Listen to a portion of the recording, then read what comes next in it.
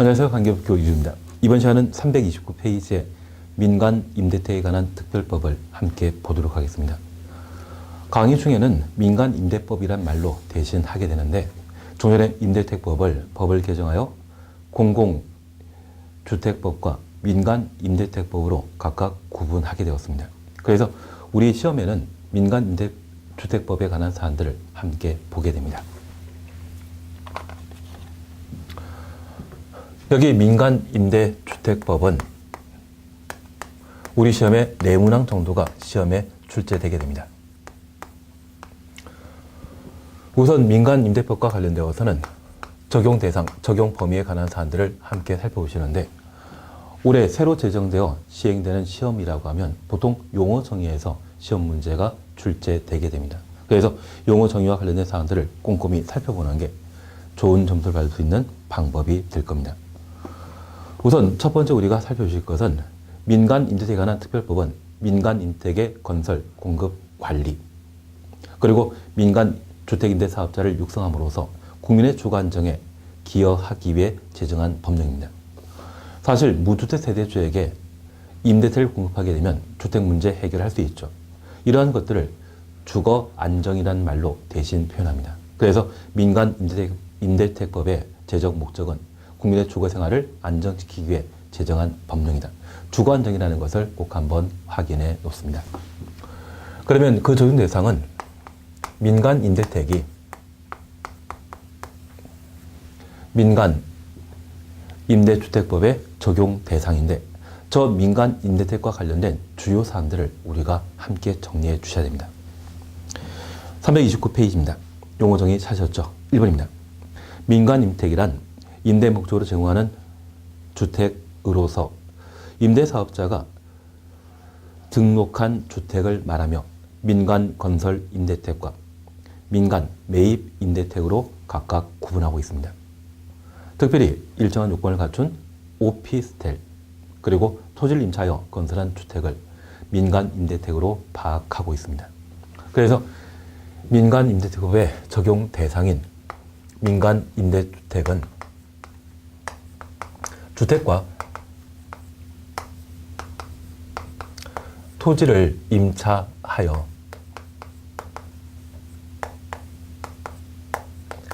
주택을 건설한 것 그리고 오피스텔이 민간 임대택에 해당되게 됩니다. 보통 주택이라고 하면 토지의 소유권과 건물 소유권을 동시에 확보하고 있는 것이 일반적인데 중전에 토지 임대부 임대주택이라는 말 들어본 적 있으시죠? 토지 임대부 임대주택과 관련되어서는 이번 정권에서는 행복주택이라고 하는 임대주택 제도를 마련한 적이 있습니다. 철도청 부지나 유수지 부지에 임대를 건설하여 저소득층에게 공급하는 주택을 행복주택이라 표현하는데 이러한 형태는 토지 임대부 임대주택입니다.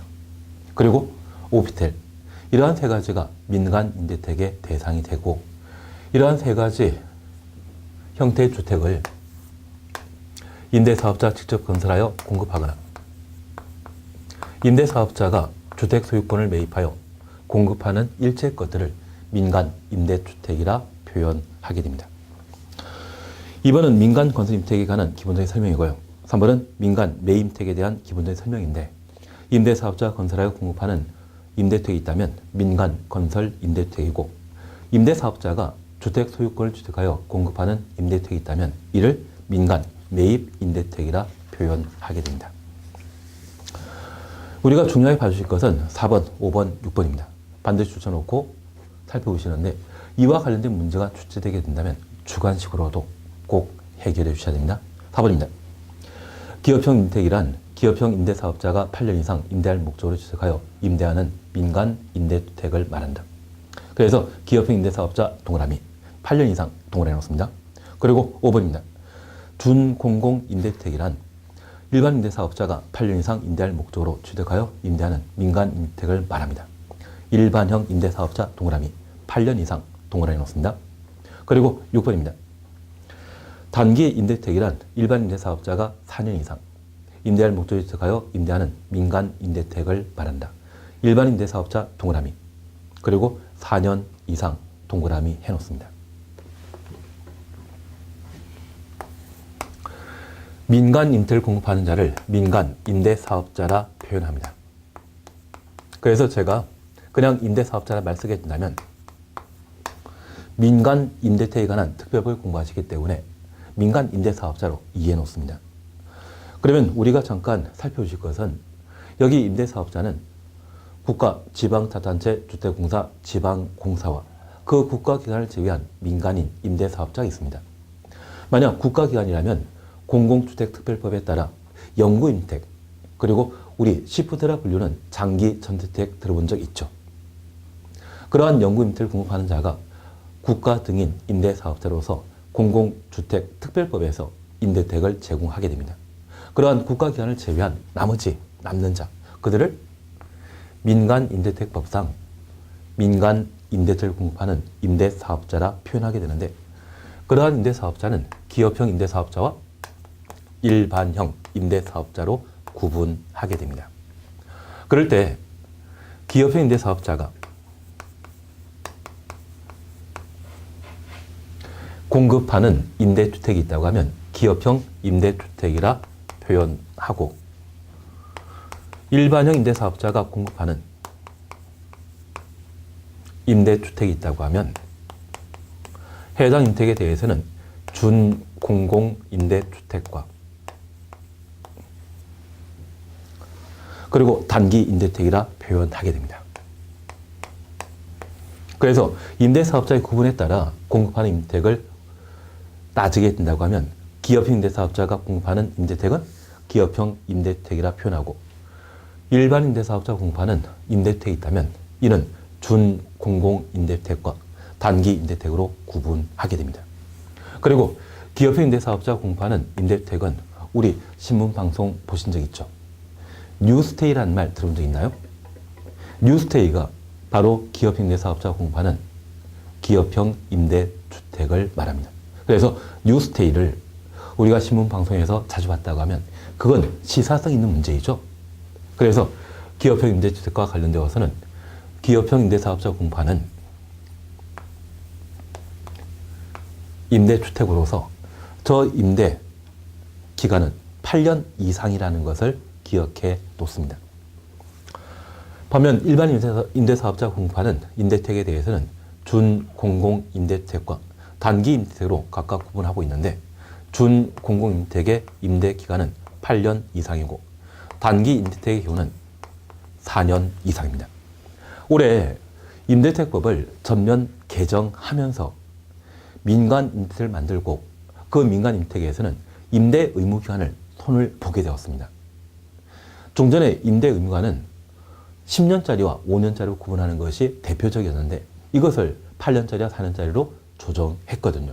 그래서 앞으로 우리가 기억하실 게 기업형 임대주택의 임대 의무간 몇 년이냐 그 말 물어보게 된다고 하면 그때는 8년. 일반 임대사업자가 공급하는 임대주택으로 준공공 임대주택 이 말 나오게 되면 8년. 단기 임대주택이라는 말 쓰게 된다면 그때는 임대 의무 기간을 4년으로 구분하는데, 여기 준공공 임대택은 단기 임대택과 비교하게 되었을 때 글자 수 많죠. 그래서 민간 임대법상 임대 의무가는 8년 아니면 4년입니다. 단기 두 글자 보게 된다면 임대 의무가는 4년. 준공공 이 말 보게 되면 임대 의무가는 8년 됩니다. 그래서 단기라 말 쓰게 된다면 4년. 준공공이라 말 쓰게 되면 글자 수가 많기 때문에 임대 의무가는 8년이 된다는 걸, 그걸 구분합니다. 그래서 우리가 꼭 함께 봐주실 것이 바로 4번, 5번, 6번과 관련된 임대택의 종류 구분하는 게 필요합니다. 그리고 7번 임대사업자에 대한 기본적인 설명으로서 8번에 기업형 임대사업자와 일반형 임대사업자를 각각 구분합니다. 기업형 임대사업자란 8년 이상 임대할 목적으로 일정한 호수에 다음 호수에 민간 임대택을 취득하거나 취득하려는 임대사업자를 말하는데, 민간 건설 임대택의 경우에는 단독택, 공택 300세 이상일 때 기업형 임대사업자라 표현하고, 민간 매임택인 경우에는 100호, 100세대 이상일 때 기업형 임대사업자라 표현하게 됩니다. 그리고 일반 임대사업자란 기업형 임대사업자가 아닌 임대사업자로서 1호 이상의 민간 임택을 취득하거나 건설하는 하려는 임대사업자를 말한다.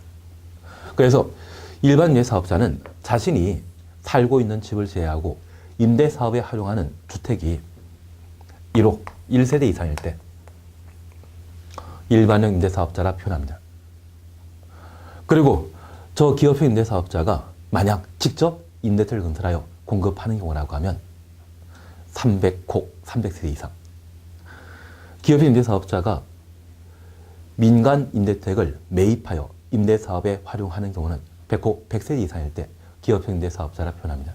그래서 이 기업형 임대사업자에 있어서는 건설 임대사업의 경우에는 300, 매입 임대주택의 경우는 100호 이상일 때 기업형 임대사업자라 표현하고 일반 임대사업자의 경우는 건설, 매입 관계없이 최소 1호 이상을 임대사업에 활용하고 건설 임대사업이라고 하면 299, 매입 임대사업이라고 하면 99 이내일 때 일반 임대사업자라 표현하게 됩니다. 그래서 우리 기업형 임대사업자와 일반 임대사업자의 형태와 관련되어 이들이 건설 임대택을 제공하거나 또는 매입 임대택을 공급하는 경우 기업형 임대사업자는 300세대, 300호 이상일 때 기업형 임대사업자 될 수 있고 매입 임대사업자의 경우는 100호, 100세대 이상일 때 매입 임대사업자 될 수 있습니다. 반면 일반 임대사업자가 민간 건설 임택을 공급하게 되면 1호 이상 299, 300세대 미만일 때 일반 임대사업자라 표현하며 매입 임대사업자라고 하면 1호 이상 99호 이내인 때 100호 미만인 때 일반형 임대사업자 될 수 있다는 것 구분해 놓습니다. 그리고 10번입니다. 주택임대관리업과 관련된 기본적인 설명입니다. 주택임대관리업은 종전에 주택법령의 내용이 든 것을 이번에 민간 임대택법으로 그 내용을 이전시켜놨습니다. 그러면 주택임대관리업과 관련되어 우리 가번에 자기관련과 나번에 위탁관령을 각각 볼 수 있습니다. 특히 자기관련과 관련되어 줄만 쳐놓습니다. 주택 소유자로부터 주택을 임차하여 자기 책임으로 자기책임 동그라미 전대하는 형태의 업을 말한다. 전대 동그라미 놓습니다. 그리고 나 위탁관령입니다. 주택 소유자로부터 수수료를 받고 임대료 부과 징수 시설물의 유지 관리업을 대행하는 형태를 위탁관리형이라 표현합니다.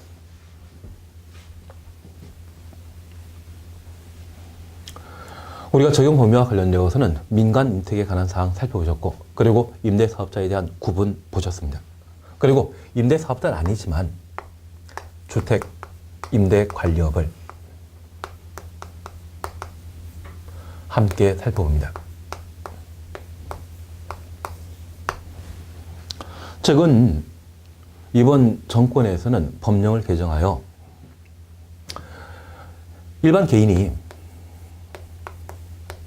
자신이 살고 있는 집 일부를 호텔처럼 숙박 형태로 제공할 수 있도록 법령을 개정한 바 있습니다. 그래서 사실 불법적으로 우리 게스트하우스라는 말 들어본 적이 있습니다. 외국인이 방문하는 그런 주거 공간, 숙박 공간을 빌려주는 것을 게스트하우스라 표현하는데 최근에 중국 관광객이 워낙 많다 보니 수도권에 있는 호텔에서 또는 어느 정도의 등급을 확보한 숙박시설에서 이를 다 유치하지 못하다 보니 좀 많은 사람이 찾게 되는 명동이나 홍대 또는 건대 쪽에 오피텔이나 또는 주택을 그 중국 관광객을 대상으로 숙박 영업하는 그런 형태가 있습니다. 그런데 그런 사업이 법에 딱 규정된 바 없다 보니 그들이 불법 영업하더라도 이걸 단속할 근거가 없어서 그동안 단속 못했거든요. 그래서 이번에 법을 개정하여 개인이 거주하고 있는 주택을 일반인에게 호텔 비슷하게 숙박업소로 빌려주게 된다고 하면 그와 관련된 법령 규정을 따로 마련하게 되었습니다. 그래서 우리가 가끔 민박집이라는 말 들어본 적 있으시죠? 그러한 민박집 형태를 서울이나 기타 주요 도시의 주택 소유자가 도시 관광객을 대상으로 집을 빌려줄 수 있도록 법령을 개정하게 되었습니다. 그러면 우리가 잠깐 이해해 줄 것이 있습니다. 통상적으로 주택 소유자가 자신이 가지고 있는 주택을 임차인에게 빌려주고 임대보증금과 월 임대료 받는 경우가 있습니다. 그리고 개인이 도시 여행자에 대해 좀 짧은 시간, 단기간에 자신이 살고 있는 집을 빌려줄 수 있죠. 이러한 수요 공급이 충분히 넘치게 된다고 하면 저주택 소유자가 쉽게 임차인을 확보하고 자신의 주공간을 숙박 형태로 빌려주고 그 대가를 받을 수 있습니다.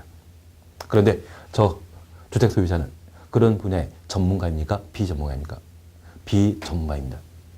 그러면 이들이 자신이 가지고 있는 집을 임차인에게 제공하고 싶어 하는데 이게 제대로 임차 못하는 경우가 있죠. 그럴 때 전문가인 주택임대관리업자에게 자신이 가지고 있는 집을 빌려주고 저 주택임대관리업자가 그 전문성을 발휘하여 그 주택에 임차인을 채워 넣게 된다고 하면 저 임차인으로부터 확보하게 되는 임대보증금과 월 임대료 중에 약정된 금액만큼 주택 소유자에게 제공하고 임대차 기간이 만료되게 된다고 하면 저 임차인에게 임대보증금을 전액 반환하는 형태의 사업을 새로 마련하게 되었습니다. 그걸 주택임대관리업이라 표현합니다.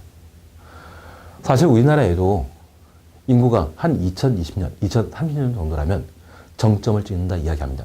그 이후에 인구가 감소된다고 하더라고요. 가까운 일본 같은 경우는 한 20년 전부터 인구 감소가 보이게 되었는데 수도권인 동경 주변이라 할지라도 빈집이 꽤 많다고 합니다. 그러면 주택 소유자가 주택을 제대로 활용하지 못한다고 하면 이를 전문가인 주택임대관리업자에게 맡기고 저 주택임대관리업자로 하여금 일정한 월 소득을 확보할 수 있다고 하면 그것 좀 괜찮겠죠. 그러한 형태를 주택임대관리업이라 표현하는데 이번에 정부에서 개인도 민박처럼 자기가 살고 있는 집을 사람들에게 돈 받고 빌려줄 수 있도록 해놨다고 하면 이러한 부분들이 주택임대관리업을 활성화시킬 수 있는 하나의 근간이 될 수 있고 그리고 이러한 것들이 수도권의 집값 하락을 막을 수 있는 하나의 제도적 장치가 되지 않나 싶습니다. 그래서 최근 주택 가격이 많이 하락하고 있다고 하는데 이런 형태가 가능하다고 하면 돈 있는 사람들이 여러 주택을 확보하고 그러한 주택을 숙박 형태로 제공하게 된다고 하면 좀 단기간에 어느 정도의 수입을 확보할 수 있는 방안이 될 것 같습니다. 그래서 아마 이번 정권에 있어서 부동산 경기를 활성화시키고 부동산이 급락하는 걸 방지하기 위한 제도 장치로 이러한 제도를 최근 마련한 것 같습니다. 그러면 우리가 잠깐 구분하실 것은 현재 주택임대관리업은 두 가지 형태로 구분한다는 것을 기억합니다. 자기관리형. 주택임대관리업자가 주택 소유자로부터 주택을 임차하고 그것을 다른 임차에게 전대하는 형태를 자기관리형이라 표현합니다. 반면 위탁관리형은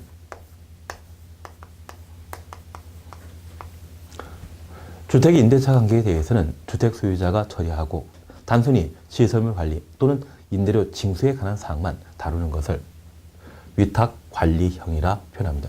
그래서 여기 자기관리형과 관련되어서는 꼭 기억하실 것이 자기 책임으로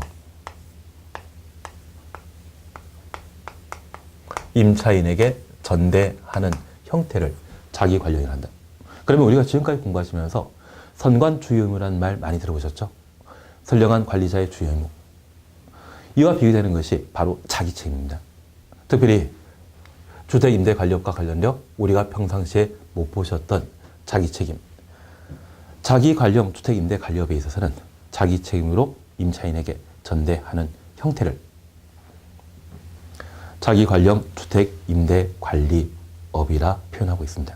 그래서 자기 책임이란 말과 전대란 말을 구분해 놓으시면서 주택임대관리업과 관련되어 주관식 문제가 나온다면 그것을 해결해 주시면 좋겠습니다. 그리고 12. 기업형 임대택 공급 촉진지구 명칭에 관한 사항만 한번 확인해 놓습니다. 그래서 용어 정의와 관련되어서는 민간 임대택에 관한 사항과 임대사업자 그리고 주택임대관리업 이 정도를 각각 구분해 놓습니다. 333페이지 제2장 임대사업자 및 주택임대관리업자 함께 볼 수 있습니다. 그러면 잠깐 우리가 구분해 주실 것이 있는데요. 민간 임대택법에서는 임대택에 대한 건설, 공급, 관리, 그리고 임대사업자의 육성, 이러한 것들을 주된 목적으로 정해놓고 있습니다. 그러면 저 임대택을 건설, 공급하는 자는 바로 임대사업자이죠. 그리고 이러한 임대사업자가 임대택을 건설, 공급하게 되면 국민의 주거 안정에 기여했기 때문에 제도적으로 뭔가 지원하는 정책을 마련해야 되겠죠. 그래서 이 부분에 있어서는 임대사업자와 그리고 임대택 건설과 관련된 정책적 지원에 관한 문제를 함께 살펴나갑니다. 그 중에 임대사업자와 관련된 사항 333페이지 함께 보십니다. 양걸 1번 등록 찾았습니다. 1번입니다. 주택을 임대하려는 자는 시군 구청장에게 등록 신청할 수 있다. 그리고 2번 등록 기준입니다. 동그라미 1번 기업의 임대사업자의 등록 기준 민간 건설 임택의 경우는 300, 민간 매임택의 경우는 100 이상일 때 등록 신청할 수 있고, 그리고 동그라미 2번입니다. 임대사업자 등록할 수 있는 자는 다음 각과 같다. 바로 일반 임대사업자로 등록하는 것을 말합니다. 1번만 추천했습니다. 민간 임대택을 소유한 자. 그래서 일반 임대사업자로 등록 신청하기 위해서는 민간 임대택의 토수 세대가 1호 1세대 이상일 때 임대사업자 될 수 있죠. 그래서 첫 번째 우리가 봐주실 것은 현재 민간임대법상 임대사업자 되기 위해서는 대한민국에서는 각종 사업하기 위해서는 행정처로부터 일정한 인허가 받도록 되어 있습니다. 임대사업은 기본적으로 등록제가 적용된다는 것 기억하시고, 현재 등록관청은 시, 군, 구청장입니다. 그리고 이러한 등록은 강행중이다, 임의사항이다. 임의사항입니다. 하나 이해하실 것은 우리 주변에 집이 하나 이상 있어 다른 사람에게 세 놓는 경우가 있습니다. 그런 형태는 보통 민법, 사법 중에서 세 놓는 게 97% 이상이고요. 민간 임대법에 따라 등록하고 임대하는 사람은 그러한 임대사업자 중에 전체 3%가 채 안 되거든요. 그래서 이렇게 임대사업자 등록 제도와 관련되어 임의 규정을 두고 있는 것은 다른 거 아닙니다.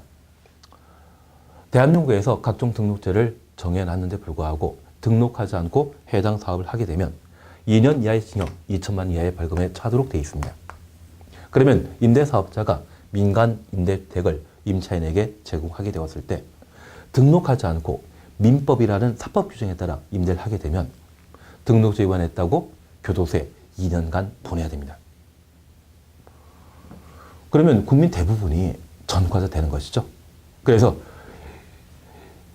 민간 임대택법에서는 임대사업자의 등록제와 관련되어 강행 규정이 아닌 임의 규정으로 정해놓고 있습니다. 다만 민간 임대법에 따라 임대사업자 등록하게 된다고 하면 이들은 국민의 주거 안정에 기여하는 것으로 파악하여 세제상의 혜택을 주는 것이 특징입니다. 그리고 주택 구입하기 위해서는 돈을 대출받을 필요 있죠. 특히 주택 도시기금으로부터 돈을 대출받게 되었을 때 그들에게 좀 장기적으로 대출해주는 하나의 장점이 있습니다.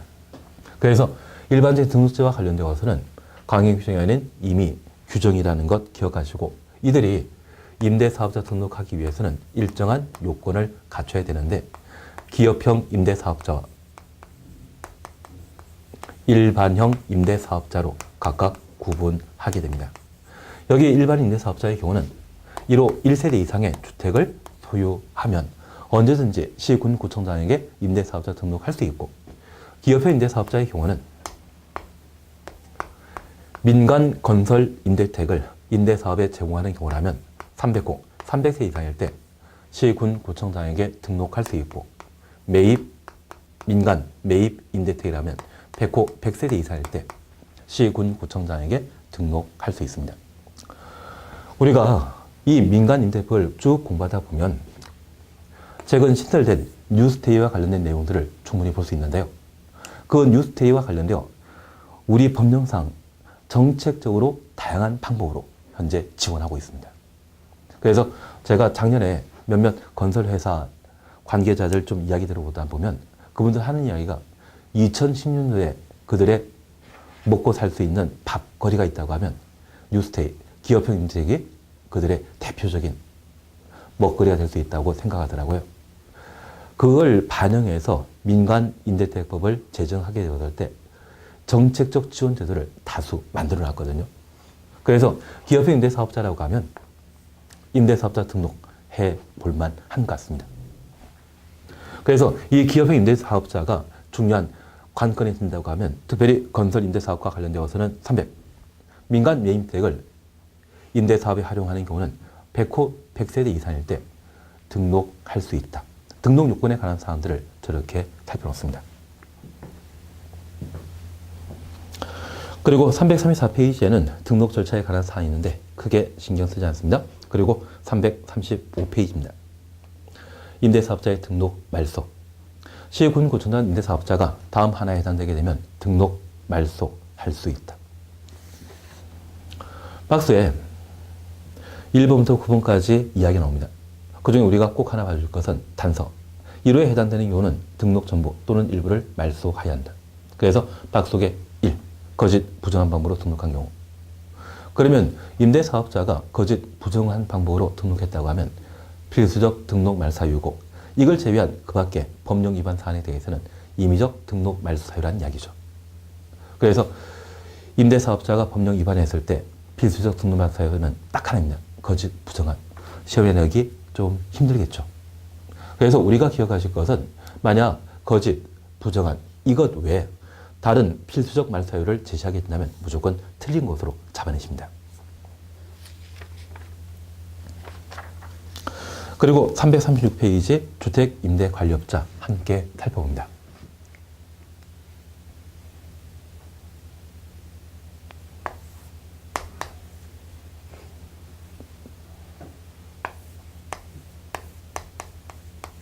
여기 주택임대관리업자와 관련되어서는 별표 하나 해놓습니다.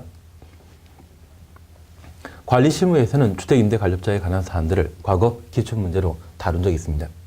그래서 관계법규 같은 경우에도 충분히 주택임대관리업자에 관한 내용을 시험에 내게 될 텐데 우리가 잠깐 구분해 주실 것이 있습니다.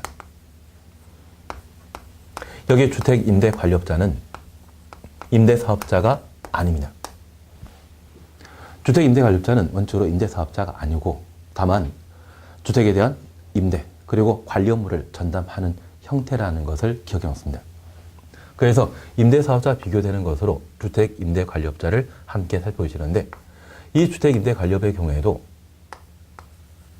특정한 사업에 해당되기 때문에 국가기관으로부터 일정한 인허가 절차를 거친 때 주택임대관리업자가 될 수 있습니다. 그래서 등록 관청에 관한 사항과 등록 요건 살펴놔야 됩니다.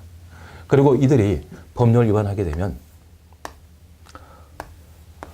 어떤 경우에 등록 말소 가능한지 그래서 법령 위반에 관한 사항 함께 살펴놓습니다. 우선 336페이지에 주택임대관리업 찾았습니다. 동그라미 1번입니다. 주택임대관리업 하려는 자는 시군 구청장에게 등록할 수 있다. 1. 자기 관령의 경우는 100호, 위탁 관령의 경우는 300호 이상인 때 시군 구청장에게 등록할 수 있습니다. 그리고 2. 등록 기준, 등록 요건 찾았습니다. 특별히 자본금과 관련되어 자기 관령은 2억 원, 위탁 관령의 경우는 1억 이상일 것, 그리고 전문 인력, 자기 관령은 2명 이상, 위탁 관령은 1명 이상인 때 주택임대관리업자가 될 수 있습니다. 그리고 2. 결격 사유 확인되셨습니다. 그러면 잠깐 구분해 놓을 게 있습니다. 여기 주택임대관리업과 관련되어서는 이번 시간에 잠깐 이렇게 말씀드렸습니다. 통상 주택 소유자가 주택을 하나 이상 가지고 있다고 하면 자기가 살고 있는 집 대신 부동산 중개업소를 통해 임차인을 쉽게 구할 수 있습니다. 그런데 이 주택이 공급 과잉에 해당되게 되고 주택을 필요로 하는 사람들이 감소되게 된다고 하면 저 주택 제대로 임대 안 되는 경우 있죠. 지금은 아니지만 좀 더 시간이 지나고 나면 또는 공급 과잉 현상이 발생하게 된다고 하면 빈집이 늘어납니다. 그래서 전국적으로 빈집이 꽤 많다는 이야기가 나오거든요. 그러면 저 임차인이 충분하다고 하면 주택을 쉽게 공급할 수 있지만 임차인이 부족하다고 하면 저주택 소유자는 비전문가이기 때문에 저주택을 제대로 공급 못합니다. 그래서 최근 강남역 주변에 오피스 빌딩이 꽤 많다고 하는데요. 공실률이 꽤 높다고 하더라고요. 그러면 사무실만이 아니라 주택도 그런 상황이 발생할 수 있죠.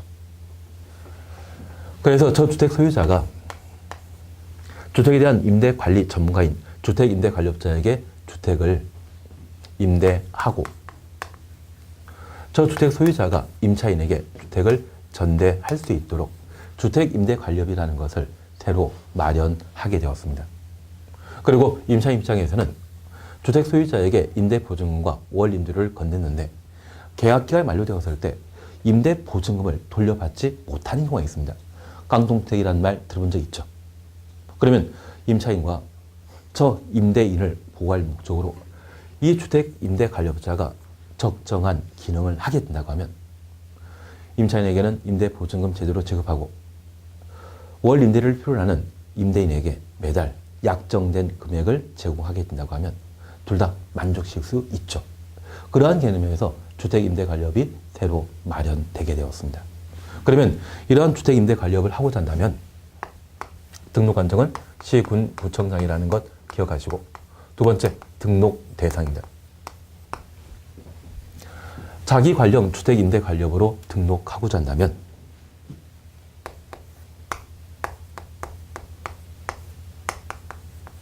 백호 100세대 이상의 주택을 임대 관리하게 되었을 때 등록할 수 있으며 위탁 관련이라면 300호 300세 이상일 때 주택임대관리업자로 등록할 수 있습니다. 그러면 우리가 잠깐 이해하실 것은 자기 관령은 주택임대관리업자가 자기 책임으로 임차인에게 전대하는 형태입니다. 일의 강도 꽤 높겠죠. 반면 위탁관령은 단순히 주택을 관리하고 임대를 징수해서 소유자에게 제공하는 역할을 하게 됩니다. 일의 강도가 좀 약합니다. 그래서 자기 관령의 경우는 100호 이상을 주택임대관리업에 사용 중일 때 시군구청장에 등록 가능하고 위탁 관령의 경우에는 300호 300세 이상일 때 시군구청장에게 등록할 수 있습니다. 그리고 이러한 등록 요건과 관련되어 자기 관리형인 경우에는 자본금 2억 원 이상, 전문기술자 2명 이상 확보하도록 되어 있으며 위탁 관리형의 경우에는 자본금 1억, 전문기술자 1명 이상, 그리고 일정한 사무실을 확보한 때 시군구청장에게 주택임대관리업자로 등록할 수 있습니다. 그래서 주택임대관리업과 관련된 등록 요건, 등록 대상에 관한 사안들을 각각 살펴놓습니다. 그래서 우리가 기억하실 것, 자기 관령의 경우는 관리하는 호수 세대가 100호 이상이면 시군구청장에게 등록해야 한다.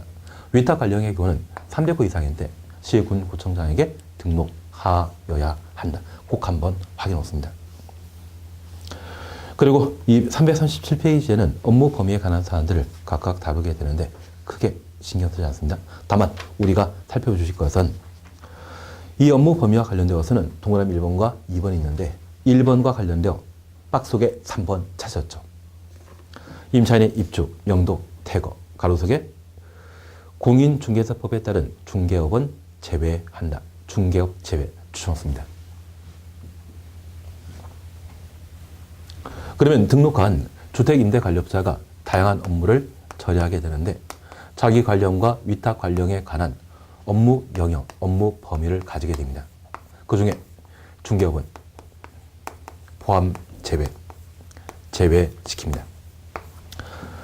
가끔 최근에 신문 방송 보다 보면 변호사가 부동산 중개업과 관련되어 업무를 개시하게 되었는데 공인중개사는 거래 알선하게 되었을 때 그 대상물을 기준으로 중개 수수료가 달라진다더라고요. 그 변호사분은 얼마만 받고 중개 업무를 대신한다고 합니다. 그리고 그분 하는 이야기가 부동산 중개 업무를 침해하게 된다고 하면 그 부분에 대해서는 자기가 법에 저촉될 수 있기 때문에 법률 중개라 해서 법률 자문을 제공하고 중개수수료를 비롯한 것을 받는다고 하더라고요. 그만큼 중개업과 관련되어서는 법으로 많이 보호되어 있습니다. 그래서 주택임대 관리업하는 자도 중개업만큼은 직접 못합니다. 다만 이 중개업과 관련되어 하나 알아주실 것은 그 변호사도 부동산 중개와 관련되어서는 수수료가 0원입니다. 중개업법상 중개와 관련되어서는 대가 받고 부동산에 대한 정보를 알선하는 것을 중개업이라는데 대가 없이 알선하게 된다면 그것은 중개업법에 저촉되지 않는다더라고요. 그래서 현재 대가 받고 부동산 중개업은 주택임대 관리업자가 할 수 있다 없다? 없습니다. 중개업 제외시킨다는 것 기억합니다. 만약 주택임대 관리업자의 업무 범위에 중개업을 포함시킨다. 그런 취지심 나오면 바로 거부입니다. 그래서 업무 영역, 업무 범위에 관한 사항 그 정도 봐놓으시고 다음 페이지에 2번 현황신고 그냥 지나갑니다. 위탁, 수탁계약서 그냥 지나갑니다. 4번 보증상품에 가입 차셨죠. 그러면 주택임대관리업과 관련된 특례사항을 하나 살펴놓으시는데 이 특례사항과 관련되어서는 보증보험에 가입할 보증가입 대상과 그리고 임대사업자로 의제하는 것에 대해 우리가 함께 살펴놓습니다. 339페이지 4번 보증상품에 가입 찾았습니다. 1번입니다.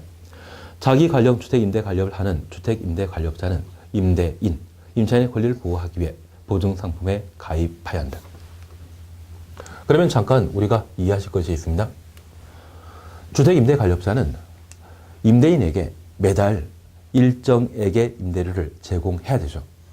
그리고 임차인에 대해서는 임대 의무 기간이 경과되게 되면 임대 보증금 전액을 돌려줘야 될 겁니다.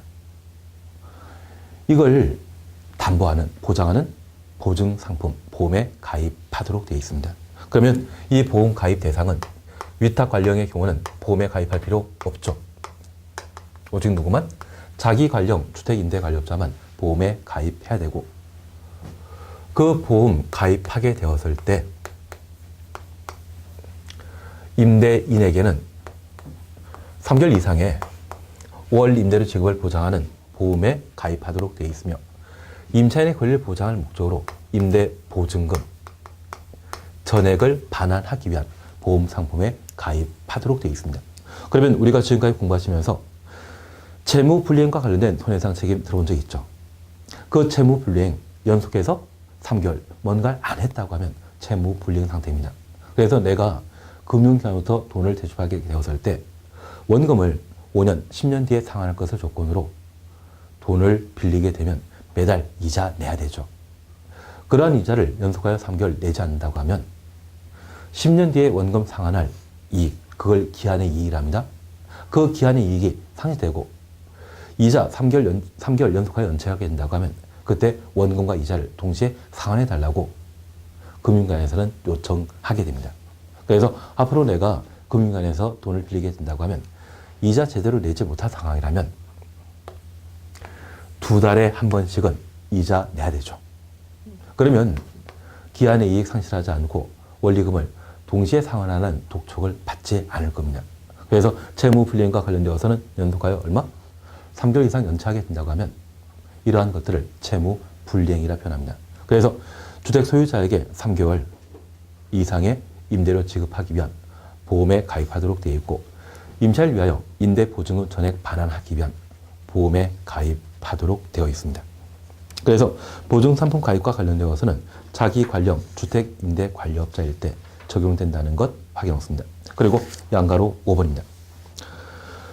임대사업자 임대인이 자기 관련 주택임대관리업자에게 임대관리를 위탁한 경우 주택임대관리업자는 위탁받은 범위에서 임대사업자의 의무를 이행하여야 한다. 그래서 자기 관련 주택임대관리업자 동그라미 넣습니다. 그러면 이 자기 관련 주택임대관리업자는 임대사업자로 의제되죠. 그래서 주택임대관리업자와 관련된 특례사항으로 보증상품에 가입하는 자 그리고 임대사업자로 의제되는 자는 오직 누구만? 자기 관련 주택임대관리업자만 보험에 가입하고 그리고 임대사업자로 의제된다는 것 확인했습니다. 그리고 3번 주택임대관리업의 등록 말소입니다. 이 주택임대관리업자가 민간임대택법에 따라 주택임대관리업자로 등록한 이후 법을 위반하게 되면 주택임대관리업자에 대한 등록을 말소할 수 있습니다. 다만 반드시 등록 말소하는 경우 있거든요. 그래서 필수적 등록 말소 사유를 우리가 함께 봐놓습니다. 양가를 1번 등록 말소와 관련되어 단서만 봐놓습니다. 1호, 2호. 요거에 해당되는 경우는 그 등록을 말소하여야 한다. 그래서 박스 속에 1번 거짓 그 밖의 부정한 방법으로 등록한 경우, 그리고 2번 영업정처분 기간 중에 주택임대관리업을 영위한 경우, 최근 3년간 2회 이상 영업정처분 받은 자로서 정지처분 기간이 합산하여 12월 초과하는 경우, 그리고 6호 차시니 등록증 대여한 경우. 그러면 이러한 세 가지 경우는 필수적 등록 말소라는 것 기억하시고, 이 세 가지 제외한 그 밖의 법령 위반 시에는 임의적 말소 사유가 되게 됩니다. 그리고 3번 확인해 놓습니다. 등록 기준 미달 동일해 놓습니다. 등록 말소 영업정처분 받은 등록 사업자가 의견 제출까지 등록 기준을 보완하고 이를 증명한 서류 제출한 때에는 당초 처분 기준의 2분의 1까지 감경한다. 동일해 놓습니다. 다만 당초 처분 기준이 등록 말소의 경우는 영업정처분 3월로 한다. 두 번째 우리가 살펴볼 게 있습니다. 주택임대관리업자가 법령 위반하게 되면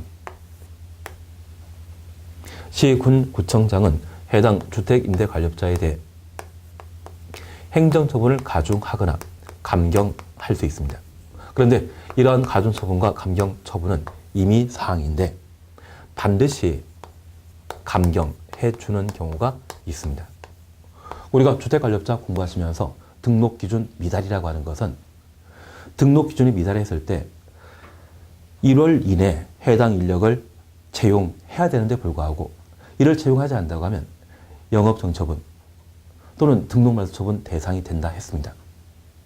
그런데 이러한 행정처분이 확정된 이후에 해당 인력을 다시 채용하게 되면 고용 안정에 기여한 좋은 일을 했기 때문에 반드시 행정처분을 감경한다고 주택관리업에서 함께 살펴보셨습니다. 그래서 여기 필수적 감경은 등록 기준에 미달하여 등록 말소 영업정처분 대상이었는데 이후